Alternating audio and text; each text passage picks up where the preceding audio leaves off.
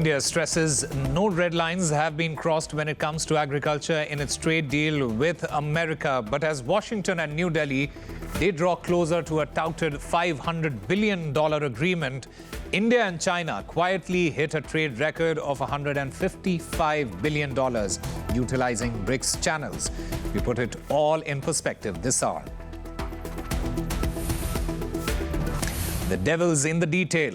Donald Trump again claims India has halted purchases of Russian oil, but he's jumped the gun before.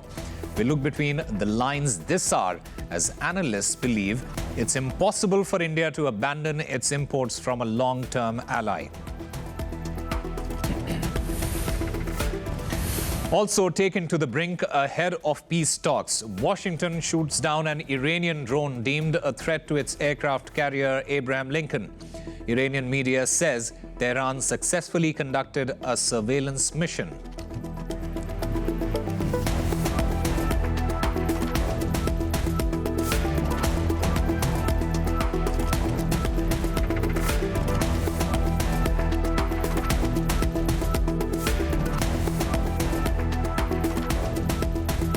Hello and welcome. You're watching RT India. I'm Osama Shab, live from New Delhi. We have a packed bulletin ahead with major world developments, including our top story. India has stressed its red lines will not be breached in terms of agriculture when it comes to its newly announced trade agreement with America. With a lack of clarity hanging over the ins and outs of the agreement, Indian Commerce Minister Piyush Goyal has moved to alleviate farmers' fears when it comes to the pending American deal. This agreement will provide comparative advantage to our exporters.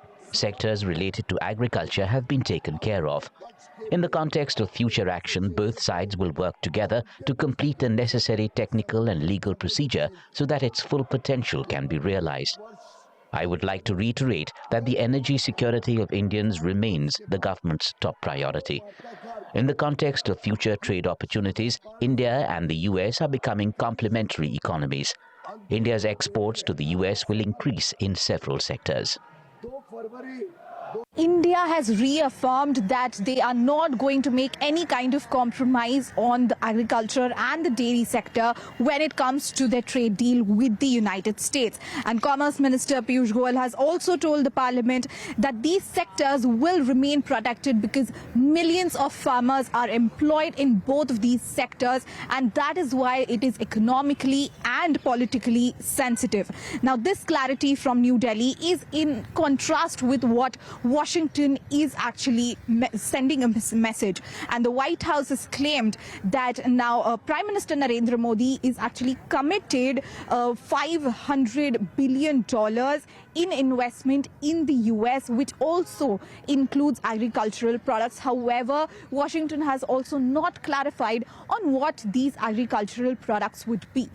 India committed to not only no longer purchasing Russian oil, but buying oil from the United States, also perhaps from Venezuela too, which we know will now have a direct benefit on the United States and the American people. And in addition to that, Prime Minister Modi committed to $500 billion of investments into the United States, including for transportation, for energy, and for agricultural products as well. So this is another great trade deal. Now, consider all of this against the fact that India's total merchandise imports were worth approximately $720 million in the year 2024. And what's more is that India's total trade with almost major partners doesn't even come close to the $500 billion mark that the White House is actually projecting right now. And this contrast actually becomes clearer when you look at India's trade volumes with other key economies as well. So what is more interesting here is that Delhi has been steadily expanding its trading relations with other nations as well. And there's bilateral trade with China, for instance, which hit a record of $155.6 billion in the year 2025, which is a growth that has been projected by 12% year on year. Also, Indian exports to China also rose 10%, highlighting a deep commercial codependence. And here, let's take a look at what the Chinese ambassador to India has to say. The bilateral relations have continued to improve. In 2025, bilateral trade between China and India reaches a record high of $155.6 billion, registering a year-on-year growth of over 12%. India's exports to China grew by 9.7%, demonstrating the vast potential of economic and trade cooperation between the two countries. Now, remember, India has assumed the BRICS presidency this year, and BRICS nations are increasingly reducing their dependence on the US dollars, which is exactly why they are also doing the trade business in their local currencies. And this trend directly challenges Western financial dominance and explains actually why India is carefully balancing between partnerships and trading partnerships, especially with the West as well as other countries. For India, BRICS is not about choosing sides. It's about expanding its option while keeping trading relations with the West and also deepening its trade relations with China, Russia, and other global South countries on its own terms. And this is what makes the decision taken by New Delhi about agricultural dairy sector and about its strengthening ties with other countries, including China, a very strategic decision and not a contradiction. And hot on the heels of the trade deal announcement, India's External Affairs Minister Dr. S. Jaishankar, he headed to Washington to meet his counterpart Marco Rubio. The two leaders, they discussed trade, critical minerals and the Quad, a grouping that's largely been put on the back burner due to friction between India and the United States. Delighted to meet U.S. Secretary of State Marco Rubio. A wide-ranging conversation that covered our bilateral cooperation agenda, regional and global issues. Facets of India-U.S. strategic partnership discussed included trade, energy, nuclear, defense, critical minerals, and technology. Agreed on the early meetings of various mechanisms to advance our shared interests. Secretary Rubio and Minister Jaishankar welcomed the trade deal reached between President Trump and Prime Minister Modi. The two leaders emphasized the importance of our democracies working together to unlock new economic opportunities and advance our shared energy security goals. Secretary Rubio and Minister Jaishankar concluded their meeting by expressing their commitment to expanding bilateral and multilateral cooperation through the Quad. They acknowledged that a prosperous Indo-Pacific region remains vital to advancing our shared interests.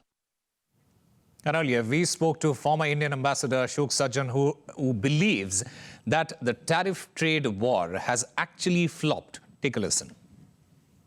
It would have realized that the leverage that it thought it had by using tariffs against different countries, against India, against Europe, against Canada, it is not yielding the desired results. You know, we have seen Mark Carney going to China, we've seen Keir Starmer going to China, Mark Carney coming to India next month. I spoke already about the EU-India trade deal. Yeah. So he has seen that rather than providing him leverage, it is in fact isolating the United States. And that is why I think it has felt that it needs to move into onto center stage. And Quad is one of the issues. Of course, it has always been talking about peaceful and secure and prosperous Indo-Pacific and the Quad. But because of the fissures in ties between India and the United States over the last 1 year, Quad summit, which should have happened, has not happened. So let us see whether this will happen, although, you know, we see that in the National Defense Strategy of the United States, which came out last month, there is no mention of Quad. There is mention, of course, of the Indo-Pacific. Russian oil has been an integral tool in America's trade games with India, from sanctions under the guise of ending the conflict in Ukraine to an apparent plan to eliminate competitors and open the door for American oil or Venezuelan. Donald Trump, he has time and again claimed India stopped buying from Russia. While India did reduce its imports, largely due to sanctions and profitability, the flow has never actually stopped. Clearly, not everyone is actually singing the same tune, or the White House jukebox might need fixing.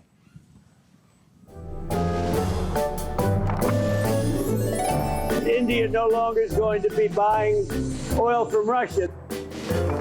India no longer is going to be buying oil from Russia. He's assured me there will be no oil purchased from Russia. He's assured me there will be no oil purchased from Russia. On the purchase of Russia oil, India is cutting back completely. On the purchase of Russia oil, India is cutting back completely. Now, India is coming in and they're going to be buying Venezuelan oil.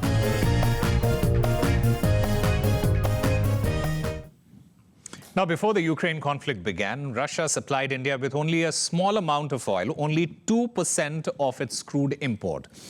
At that time, India depended heavily on West Asia, accounting for nearly 2/3 of that import. By 2025, that share had fallen significantly.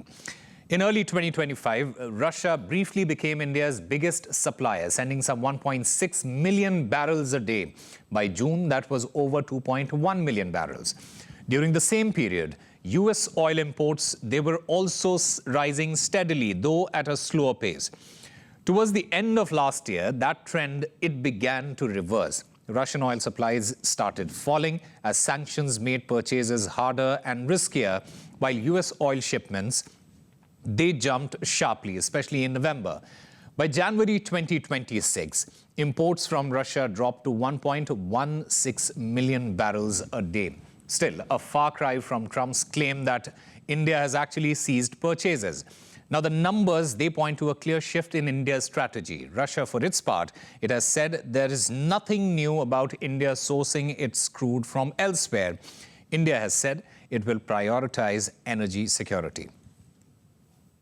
I wish to clarify once again, as the government has stated publicly on several occasions, that ensuring the energy security of 1.4 billion Indians is the supreme priority of the government. Diversifying our energy sourcing in keeping with objective market conditions and evolving international dynamics is at the core of our strategy to ensure this. All of India's actions are taken with this in mind. We, and not only us, but also specialists in the field of energy affairs are well aware that Russia is not the only supplier of oil and petroleum products to India. India has always purchased these products from other countries as well. Therefore, we do not see anything new here. A US Navy stealth fighter jet has shot down a Shahed drone, which Iran says was conducting a surveillance mission. Washington claimed that the UAV approached its flagship aircraft carrier stationed in nearby waters and poised to strike aggressively. Here's what the Pentagon had to say. The Iranian drone continued to fly toward the ship despite de-escalatory measures taken by U.S. forces operating in international waters. Continued Iranian harassment and threats in international waters and airspace will not be tolerated. Iran's unnecessary aggression near U.S. forces, regional partners, and commercial vessels increases risks of collision, miscalculation, and regional destabilization. And in the recent weeks, the United States, it has stepped up its naval and air presence across the Middle East, part of Trump's pressure campaign on Tehran to curb its nuclear activities and also the ballistic missile program. Iran's supreme leader, Ayatollah Ali Khamenei, he has pushed back, accusing Washington of seeking to devour Iran and seize its oil and resources.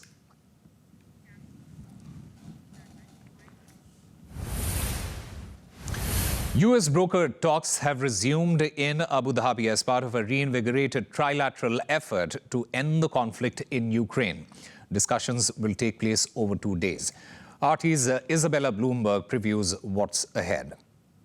A second round of negotiations between the United States, Russia and Ukraine comes after a certain delay because the talks were initially set for Saturday and they were essentially postponed, and this was because there was a reported scheduling issue. Now, while this round was expected to be purely bilateral, the White House has in fact confirmed that it will send its envoys. This is the U.S. Special Envoy Steve Witkoff, as well as Trump's son-in-law Jared Kushner. Now, we know that Russia is sending the same team led by the country's Chief of National Intelligence. This is Admiral Igor Kosyukov, along with other defense officials there. And the Kremlin spokesperson Dmitry Peskov has said that the talks will focus on the more complex issues on reaching a final peace settlement. Stick a listen. On some issues, we've certainly gotten closer because we've had discussions. On some issues, it's easier to find common ground. With other issues, it's more difficult. Unfortunately, we can't yet say we've gotten closer there. Now, meanwhile, we've also heard Zelensky announce that the Ukrainian delegation will be led by Rustem Umerov. He is the national security chief, as well as Zelensky chief of staff Kirill Budanov. Now, just days ago, we also saw Russia's investment envoy Kirill Dmitriev meet with the United States delegation in Florida.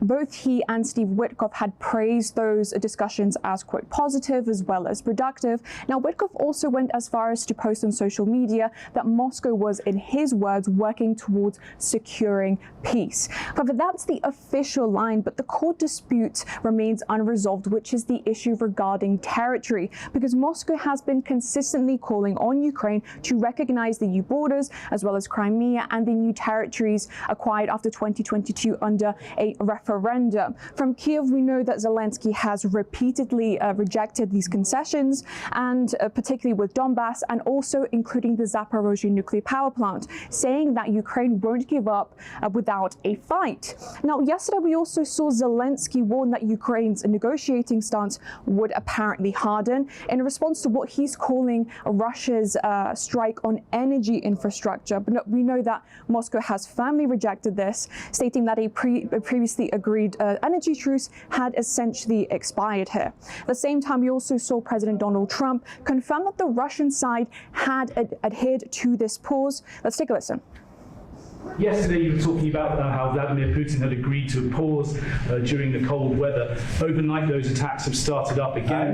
The worst. It was Sunday to Sunday, and it opened up, and he hit him hard last night. No, he agreed. He kept his word on that. It's a lot. 1 week is, we'll take anything because it's really, really cold over there. But it was on Sunday, and he went from Sunday to Sunday. Are you disappointed he didn't go further or go I would like to I want him to end the war.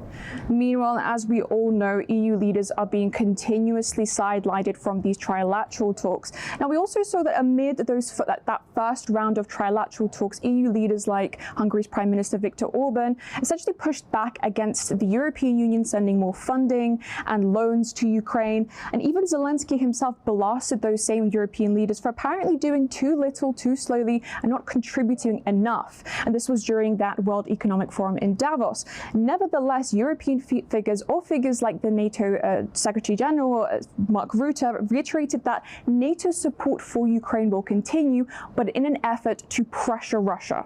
We will keep up the pressure on Russia, and we will continue our support for Ukraine. So, members of the Rada, as the very capable team appointed by President Zelensky continues their work to negotiate a lasting end to this war, know that NATO continues to stand with Ukraine and will continue to do so in the years ahead. Your security is our security.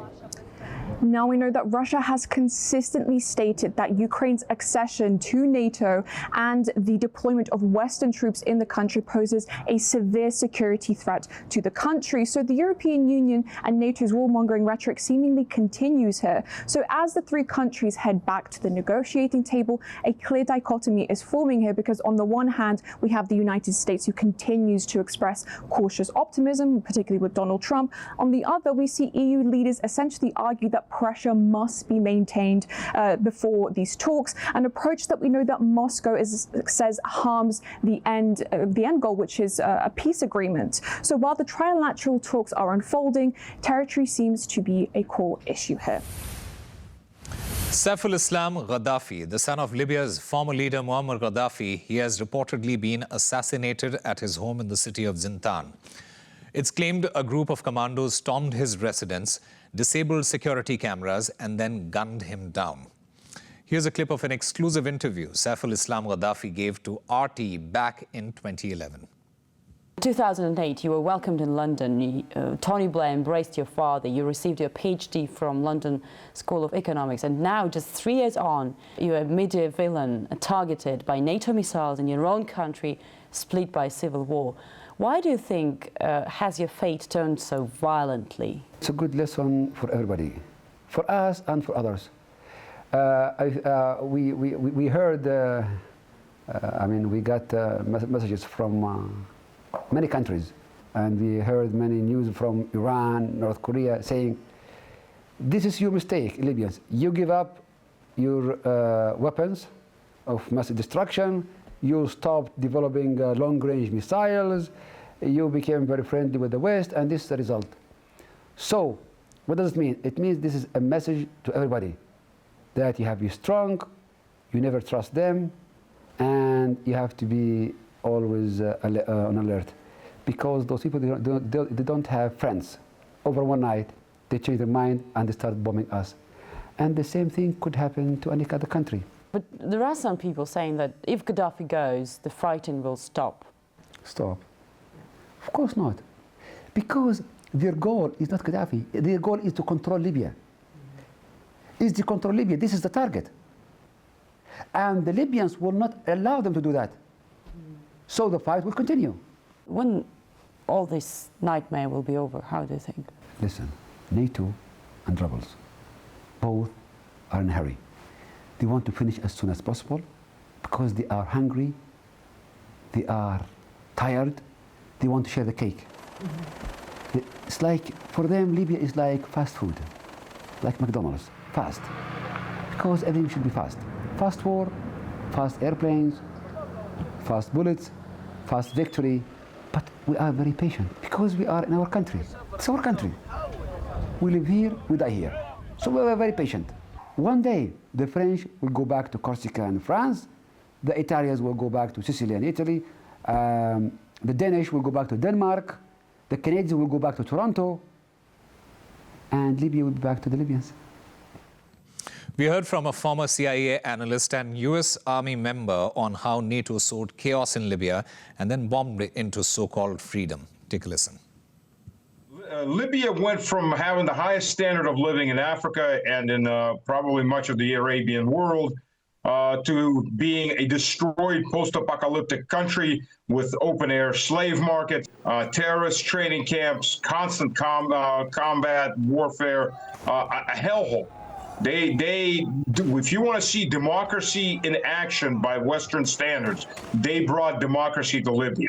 They destroyed the country, they murdered the people, they set up factions to fight each other, and since they're still fighting each other. And there's no sight, nothing in sight that can end this. Well, he was. Sam was heir apparent, he was reunifying the country. That's the last thing the United States wanted, that's the last thing that NATO wanted. They flat out, they murdered Libya. There's no other way to say this. The United States, the West, they're a scorpion. Can't trust them. Cannot trust them. I mean, what happened to his father, who had cut a deal with the CIA to give up weapons of mass destruction, to basically cooperate with the West. And that wasn't enough. The West wanted more. The West wanted the oil. And the West then set in motion a civil war. And in the process also was funding out of Libya after Gaddafi fell. They set up a subunit of the CIA in Benghazi that was in processing weapons that were being sent in through Turkey into Syria to overthrow Bashar al-Assad. Like I said, the United States, by virtue of its conduct, my country has been a scorpion. not someone you can trust. If they promise, oh, trust us, we're not going to sting you. And sure enough, given the chance, we'll sting you. The heat over the latest Epstein files expose is being felt on either side of the Atlantic. British Prime Minister Keir Starmer is under fire for his decision to appoint Peter Mandelson as ambassador to the United States in 2024. Mandelson quit the Labour Party earlier this week following allegations he leaked official information to Jeffrey Epstein. Over in America, President Donald Trump lashed out at a reporter when he was asked about Mandelson and the wider controversy.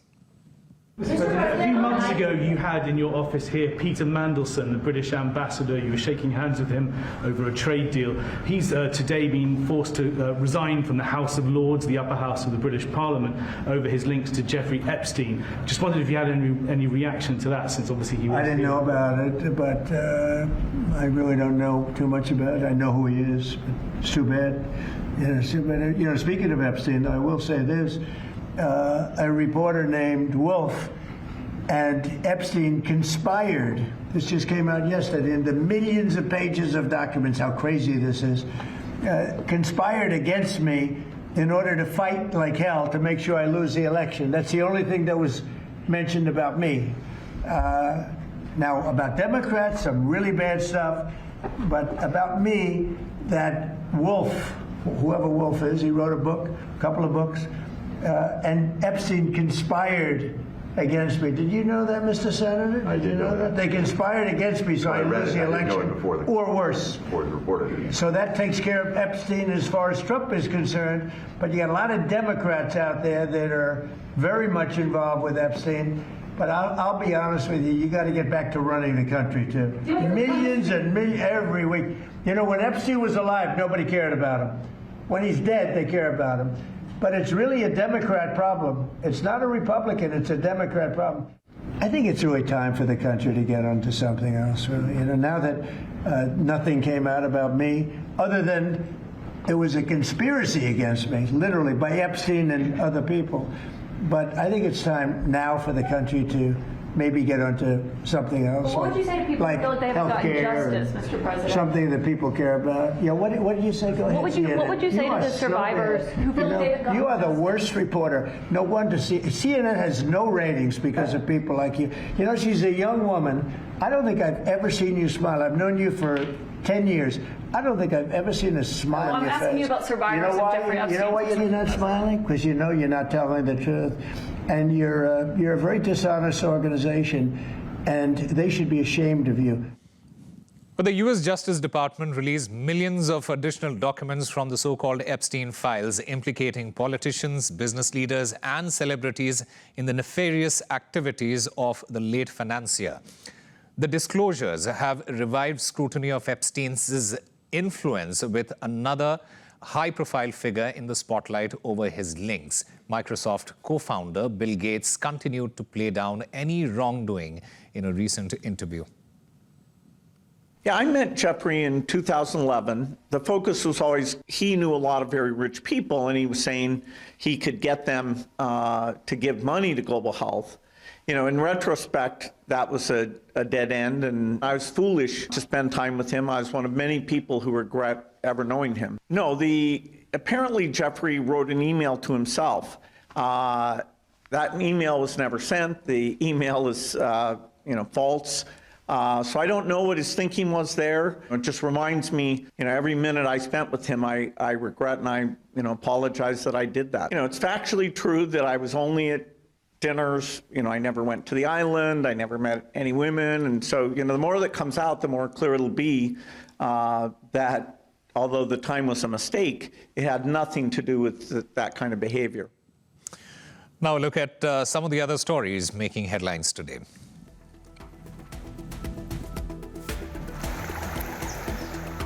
Relentless rains in northern Colombia have triggered devastating flash floods. The army joined the country's emergency services in wading through deep water to rescue stranded residents in the Cordoba province. Hundreds of homes were evacuated. Authorities have distributed more than 3,000 aid packages. Sacred Devnimori relics of Lord Buddha unearthed at a Gujarat archaeological site are heading from Delhi to Sri Lanka for their first international exposition. They go on display to the public today for 8 days at Colombo's famed Ganga Ramaya Temple, a Theravada Buddhism hub. The event celebrates deep India-Sri Lanka ties through religion born in India and thriving in Sri Lanka for centuries. A mid-air scare for passengers on a Turkish Airlines flight. The plane was forced to make an emergency landing in Kolkata after its right engine caught fire just minutes after takeoff from Kathmandu. Airport authorities confirmed that all 236 people on board are safe. The aircraft is currently undergoing a technical inspection.